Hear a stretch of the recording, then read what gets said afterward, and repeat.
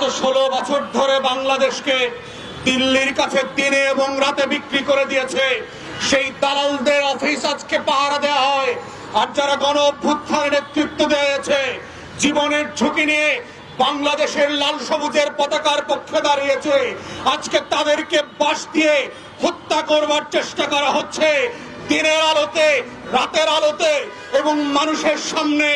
যৌথ বাহিনী এবং আইন শৃঙ্খলা বাহিনীকে বলছি, 1400 শহীদের রক্তে গড়া দেশটা কোনো বাপের না, এটা সেনাবাহিনীর দেশ না।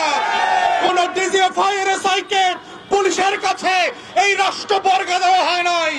যৌথ বাহিনীকে বলছি, যারা বুক চেতিয়ে 1400 শহীদের মতো করে আবু সাইদ মুক্ত হয়েছে, তারা সেনাবাহিনীর সামনে, ট্যাঙ্কের সামনে দাঁড়াবে, পুলিশের সামনে দাঁড়াবে। বেয়াদবি করবেন না, বাড়াবাড়ি করবেন না। উদ্দীপনা লোকদেরকে বলছি, ব্যারাকে ফিরে যান। রাস্তায় রাজপথ রাজনীতি প্রজাতন্ত্রের কর্মচারীদের জন্য না, ট্যাক্স পেয়ারদের টাকায় জারুদ্দের পোশাক কেনা হয়, যেই পুলিশের বেতন দেওয়া হয়। আপনার কাজ আইন অনুযায়ী কাজ করবেন, ব্যারাকে থাকবেন, রাজনীতি করবেন না, রাজনীতির মধ্যে ইন্টারফেয়ার করবেন না।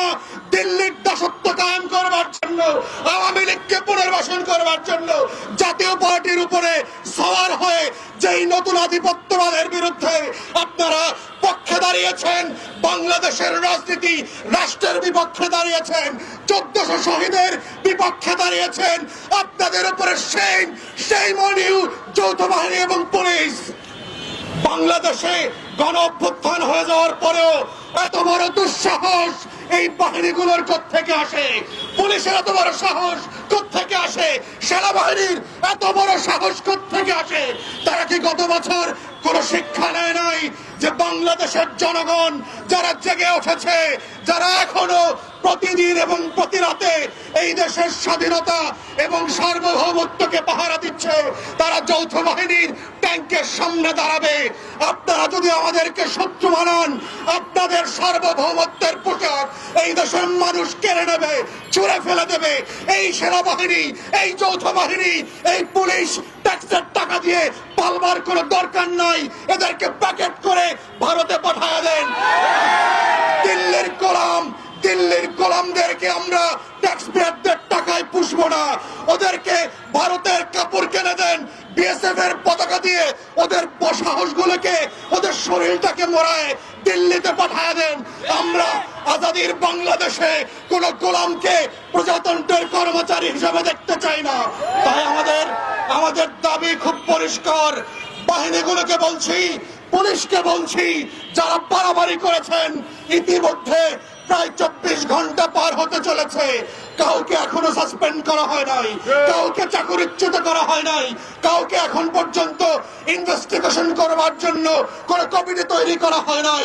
ইতিমধ্যে এই 24 ঘন্টা পার হওয়ার আগে যদি আপনারা না করেন, বাংলাদেশের গণ অভ্যুত্থানের সকল শক্তি একত্রিত হয়ে যৌথ বাহিনী এবং পুলিশের বিরুদ্ধে দাঁড়াবে। যদি আপনারা সেইটা না চান, দিল্লির গোলামের বিরুদ্ধে যদি আপনারা আজাদির পক্ষে থাকেন, তাহলে আমাদের পক্ষে দাঁড়াবেন, লাল সবুজের পক্ষে দাঁড়াবেন এবং বাহিনীগুলোর পক্ষ থেকে নুরুল হক নূর, রাজনীতিবিদ, গণ অধিকার পরিষদের কাছে অবিলম্বে ক্ষমা চাইতে হবে। পাবলিকলি এই রাষ্ট্র কোন বাহিনীর কাছে বিক্রি করে দেওয়া হয় নাই এবং দেওয়া হবে না। আমাদের এই গণ অভ্যুত্থানের লড়াই চলছে এবং চলবে। আমরা মুগ্ধের মতো করে, আমরা আবু সাইদের মতো করে, নাফিয়ানের মতো করে পাড়ায় পাড়ায়, মহল্লায় মহল্লায় পানি বিতরণ করতে করতে বুক চিতিয়ে দিয়ে এই দেশের স্বাধীনতা অক্ষুণ্ণ রাখবো, ইনশাআল্লাহ।